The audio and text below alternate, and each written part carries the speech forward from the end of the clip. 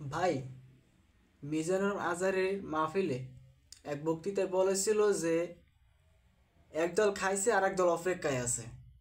এটা বলার পরে কিছু মানুষ তার বিরুদ্ধে চলে গেছে। আসলে এটার কারণটা কি? এর কারণ হলো মিজানুর রহমান আজহারী সাহেব যে পয়েন্ট বোঝাইতে চাইছেন, সে পয়েন্ট বাই পয়েন্ট কিন্তু সে কথা বলেছেন।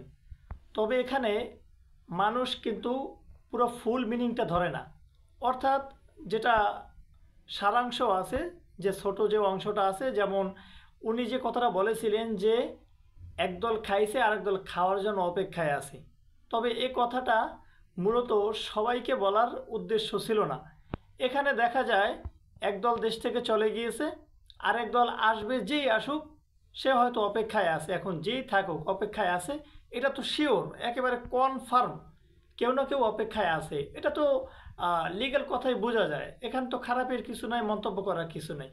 তবে মিজানুর রহমান আজহারী সাহেবের বিরুদ্ধে যারা চলে গিয়েছে, এর মানে আলেমদের বিরুদ্ধে চলে গিয়েছে।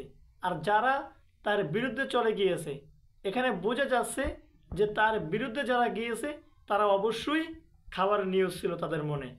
তাদের মনে যে ভালো নিউজ ছিল না, এটা তাদের বিরুদ্ধে চলে যাওয়ার কারণেই বোঝা যাচ্ছে।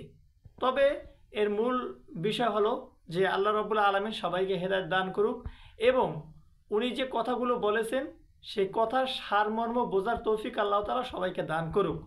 এবং আজকের ভিডিওটি সবার মাঝে শেয়ার করার জন্য আপনাদের সবাইকে অনুরোধ রইল। আসসালামু আলাইকুম।